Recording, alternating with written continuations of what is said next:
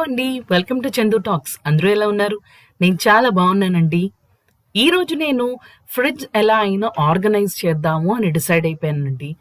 మన ఇంట్లో స్టవ్ ఎలాగో, స్టవ్‌కి కావాల్సిన సామాన్లు ఎలాగో, ఫ్రిడ్జ్ కూడా అలాగే. ఫ్రిడ్జ్ చాలా ఇంపార్టెంట్. అన్ని వస్తువులు మనం మాక్సిమం ఫ్రిడ్జ్‌లోనే స్టోర్ చేసుకుంటాం. కూరగాయలు, పళ్ళు, మినప్పిండి, పెరుగు ఇలాంటి చాలా సామాన్లు మనం ఫ్రిడ్జ్‌లో పెట్టుకుంటాం కదండీ! స్టోరేజ్ అనేది ఎంత తక్కువైతే అంత మంచిదని నా ఉద్దేశం. ఫ్రిడ్జ్‌లోని మనకి వారం కావాల్సిన సామాన్లు ఉంటేనే మంచిది. ఎందుకంటే ఇది ఇండియా, ఫారిన్ కంట్రీ కాదు. మనం ఏవైనా తీసుకొచ్చి స్టోర్ చేస్తే అవి ఎక్కువ కాలం ఉండిపోవడానికి. మన వెదర్‌ని బట్టి మనం కూడా కూరగాయలని, పళ్ళని ఎంతకాలం స్టోరేజ్ చేసుకోవచ్చో తెలుసుకొని అలా ఉంచితే బెటర్. లేదంటే వేస్టేజ్ ఎక్కువైపోతుంది. ఎందుకంటున్నానంటే మా ఇంట్లో నలుగురే ఉంటారు. నలుగురికి అర కేజీ కూర చాలు. ఆ అర కేజీకి తగ్గట్టుగా నేను వారానికి తగ్గట్టుగా ఎంత కావాలో అంతే తెచ్చుకొని స్టోర్ చేసుకుంటాను. అంతకు మించి నేను ఒకవేళ వండుకున్నా దాన్ని దాచుకొని మనం జనరల్‌గా ఇన్‌స్టాగ్రామ్ రీల్స్‌లోని వాటిలోని చూస్తూ ఉంటాం కదా! ఎలా అంటే కూరను దాచుకొని 4 రోజులయిన తర్వాత అయ్యో! ఈ కూరను వదిలేసామే అని చూసుకోవడం ఇవన్నీ జరుగుతూ ఉంటాయి కదా! సో, అలా జరగకుండా ఉండేటట్లుగా మనం చూసుకోవాలి. ఎక్కువ వండేసుకోవడం, వేస్ట్ చేయడం, దానివల్ల అనవసరంగా మన డబ్బులే వేస్ట్ అవుతూ ఉంటాయి తప్ప ద ఫ్రిడ్జ్ వల్ల లాభం ఏది కలగదు. ఫ్రిడ్జ్ వల్ల మనకు లాభం ఎప్పుడుంటుంది అంటే, మనం ఎంత వాడుకుంటున్నామో చూసుకొని జాగ్రత్తగా వాడుకోవడం బట్టే ఫ్రిడ్జ్ కూడా బాగా పనిచేస్తది. లేకపోతే అనవసరంగా ఫౌల్ స్మెల్‌తో ఫ్రిడ్జ్ కూడా పాడైపోతది. అలా ఎంత కావాలో అంతే తెచ్చుకొని వాడుకోవడంలో ఈ ఆర్గనైజర్స్ చాలా బాగా పనికొస్తాయి. చూసారు గదా! నేను తెచ్చుకున్న ఆర్గనైజర్స్ అన్నీ అర కేజీ కూర సరిపోయేంతే ఆర్గనైజర్స్. సో, వాటిలో అన్నీ నేను స్టోర్ చేసుకుంటున్నాను. ఫస్ట్ నేను ఒక డ్రై టిష్యూ పెట్టుకుంటున్నాను. దాని మీద కూరగాయలని పెట్టుకుంటున్నాను. ఎందుకంటే కూరగాయలు మాయిశ్చర్ పట్టడం వల్ల వెంటనే పాడైపోతాయి. సో, మాయిశ్చర్ తగలకుండా ఉండాలి అంటే మనం డ్రై టిష్యూస్ అనేవి పెట్టుకుంటే మంచిది. సో, ఇలా నాకు ఎంత కూరగాయలు నాకు అవసరపడతాయో దాన్ని బట్టి నేను తెచ్చుకుంటాను. నాకు వెల్లుల్లి ఎక్కువగా అవసరపడతది. మన తెలుగు వాళ్ళకి వెల్లుల్లి, అల్లం అనేది కామన్ కదండీ! సో, అందుకని నేను వెల్లుల్లి ఎక్కువగా తెచ్చుకున్నాను. నిమ్మకాయలు వారానికి సరిపడిన ఒక 4, 5 తెచ్చుకున్నాను. అలాగే కొంచెం పచ్చిమిరపకాయలు తెచ్చుకున్నాను.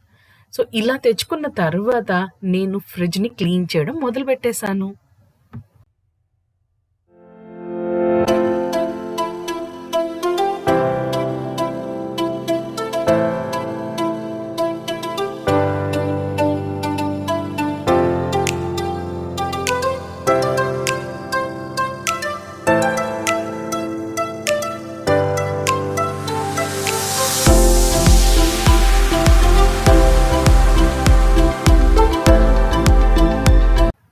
ఫ్రిడ్జ్ ట్రేస్‌ని నేను ఒక్కొక్కటిగా బయటకి తీసి వాటిని నేను విమ్‌తోని, మిస్టర్ మజిల్‌తోని కడుగుతున్నాను. సో, నీట్‌గా వాటితో తోముకొని మనం కడుక్కుంటే నీట్ అయిపోతాయి. ఎక్కడ డస్ట్ అనేది ఉండకుండా ఉంటాయి. ఫ్రిడ్జ్‌లో షీట్స్ వేసుకోవడం వల్ల కూడా చాలా మంచిది. నేను ఈ షీట్స్‌నైతే అమెజాన్‌లో కొన్నాను. ఆ తర్వాత కట్ చేసుకొని వాటి మీద వేశాను. సో, ఇవి ప్లెయిన్ షీట్స్ అవ్వడం వల్ల నాకు ఎక్కడ ఏమున్నాయో క్లియర్‌గా అర్థమవుతాయి. సో, డిజైన్ ఉంటే కొంచెం కన్‌ఫ్యూజింగ్‌గా ఉంటది కదా! అందుకే నేను ప్లెయిన్ తీసుకున్నాను.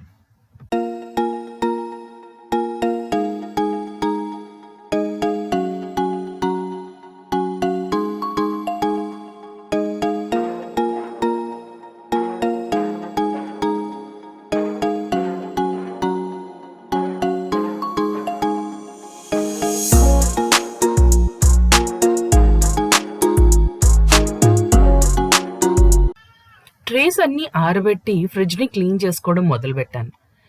చూసారు కదా! ఇదేంటో కాదు. ఒక ఆకుకూర తెచ్చినప్పుడు అది ఎక్కువ కాలం ఉండిపోయి వాటర్ కారిపోయి అక్కడ అలా స్పాయిల్ అయిపోయింది. సో, దాన్ని క్లీన్ చేసుకుంటున్నాను. ఆకుకూరలని ప్రొటెక్ట్ చేయడం చాలా కష్టమండి. అందులో సమ్మర్ వచ్చేసింది కాబట్టి ఆకుకూరల్ని వెంటనే కన్జ్యూమ్ చేసేయడం బెటర్. వాటిని ఫ్రిడ్జ్‌లో స్టోర్ చేసినా, ఎక్కడ స్టోర్ చేసినా అవి కొంతకాలానికి స్పాయిల్ అయిపోవడం ఖచ్చితంగా జరుగుతుంది.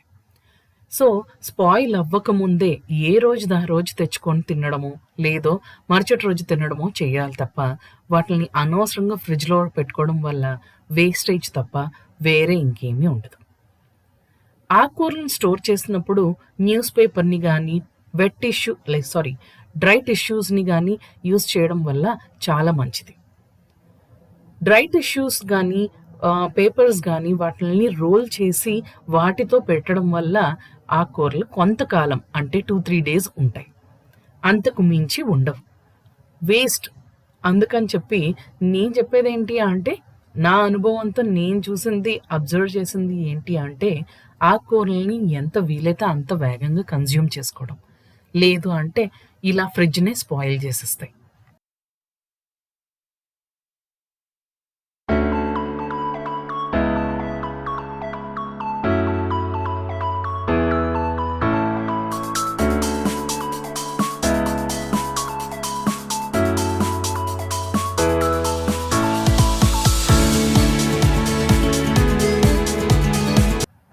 ఫ్రిడ్జ్‌ని క్లీన్ చేసుకోవడానికి నేను ఎలాంటి కెమికల్స్ యూజ్ చేయట్లేదు.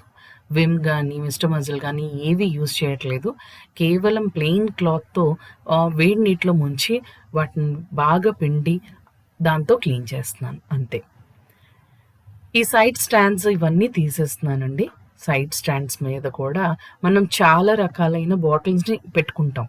లైక్ సాస్ గానీ, మయోనీస్ గానీ, లేకపోతే సంథింగ్ లైక్ లెమన్, తర్వాత ఇలాంటి స్టోరేజ్ లైక్ వెనిగర్ గానీ, ఇవన్నీ పెట్టుకుంటూ ఉంటాం కదా! ఇవన్నీ స్టోర్ చేసినప్పుడు అవి కొంచెమైనా స్పిల్ అవుతూ ఉంటాయి. సో, పిల్లలున్నప్పుడు ఆబ్వియస్‌గా ఎక్కువే స్పిల్ అవుతాయి. సో, స్పిల్ అయినప్పుడు వాటిల్ని మాక్సిమం త్వరగా తుడిచేసుకోవడం మంచిది. సో, ఫ్రిడ్జ్‌ని వీలైన మట్టుగా వారానికి ఒకసారి క్లీన్ చేసుకోవడం మంచిది. లేదు అంటే 10 రోజులకొకసారి క్లీన్ చేసుకుంటున్నా కూడా బెటరే. కానీ ఇలాంటి సాస్ గానీ, మయోనీస్ గానీ పడిపోతే మాత్రం ఎంత వీలైతే అంత వెంటనే క్లాత్ పెట్టి దాన్ని తుడిచేయడం మంచిది. లేదు అంటే అవి గట్టిగా అంటుకుపోతాయి. ఫ్రిడ్జ్ ట్రేస్‌ని ఆరబెట్టాను కదా! అవి బాగానే ఆరిపోయాయి. ఇంకా ఎక్కడైనా తేముందేమోనని నీట్‌గా తుడిచేసుకుంటున్నాను. సో దట్ మరకలవి పడకుండా ఉండడం కోసమే తుడుచుకుంటున్నాను. తుడుచుకోకుండా కూడా పెట్టేసుకోవచ్చు. సో, ఇదిగోండి నేను ఇలాంటి షీట్స్‌ని పెట్టుకున్నాను. ఈ షీట్స్ నేను అమెజాన్‌లో తీసుకున్నానని చెప్పాను కదా! సో, అమెజాన్‌లో తీసుకొని నేను కట్ చేసుకొని ఎగ్జాక్ట్‌గా సైజెస్ కట్ చేసుకొని పెట్టేసుకున్నాననమాట. సో, దానివల్ల ఏంటి అంటే నీట్‌గా కనిపిస్తది. డిజైన్స్ వల్ల అంత బావుండదని నా ఫీలింగ్ అనమాట. మీకేది నచ్చితే అది మీరు పెట్టుకోవచ్చు. బట్ ఏదైనా కింద పెట్టడం వల్ల సో, దాని మీద పడతది కాబట్టి ఆ షీట్‌ని తీసుకొని మనం క్లీన్ చేసేసుకుంటే సరిపోతది.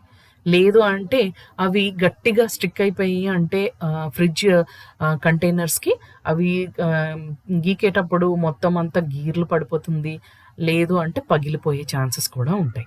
సో, అందుకే ఆ షీట్ మీద పడిపోయిందనుకోండి, ఏదైనా స్పిల్ అయిందన్నా గానీ దాని మీద పడిపోయిందనుకోండి, షీట్‌ని పారేసి కొత్త షీట్‌ని పెట్టేసుకోవచ్చు.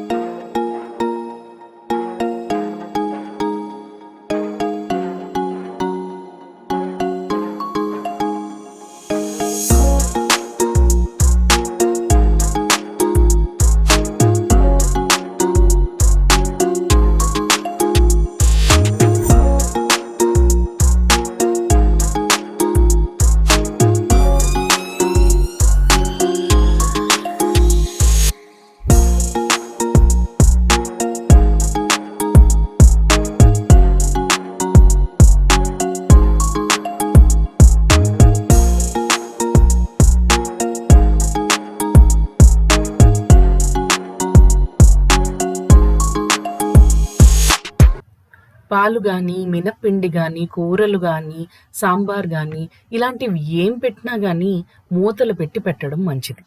లేదు అంటే ఆ వాసన మొత్తం ఫ్రిడ్జ్‌కి పట్టేస్తుంది. అంతేకాదు పెట్టిన పదార్థం కూడా త్వరగా స్పాయిల్ అవ్వడానికి ఛాన్సెస్ ఉంటాయి. సో మూత పెట్టడం వల్ల అవి ఎక్కువ కాలం ఉంటాయన్నమాట జాగ్రత్తగా. ఫ్రిడ్జ్‌లో కింద పార్ట్ అంతా క్లీన్ అయిపోయింది. ఇక పై పార్ట్‌కి వెళ్దాం. ఫ్రీజర్‌లోకి వెళ్దాం. సో ఫ్రీజర్‌లో కోసం ఈ కంటైనర్స్‌ని నేను తీసుకున్నాను.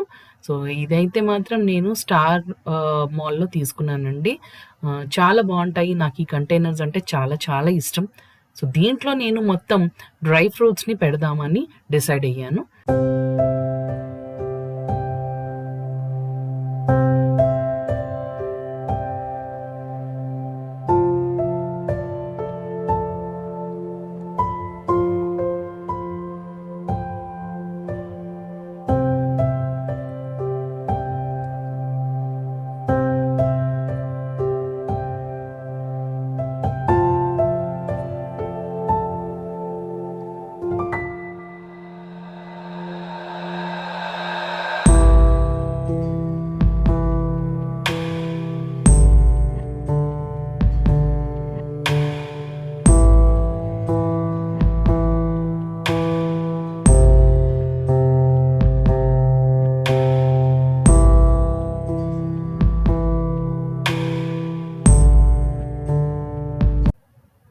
Every day morning dry fruits తీసుకోవడం చాలా మంచిది.